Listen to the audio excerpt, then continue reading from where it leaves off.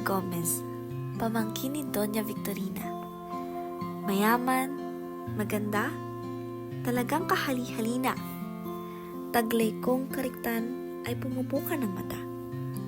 Lahat ng iyong nanaisin ay nasa akin na. Kinailangan kong mamili. Para sa akin ay sino nga ba ang mas matimbang? Si Isagani na aking tinatangi o si Juanito at ang kanyang salapi? Hindi na namin maaaring ipagpatuloy ni Isagani ang aming pag-ibig, sapagkat hindi matawaran ang kanyang pagkakamali.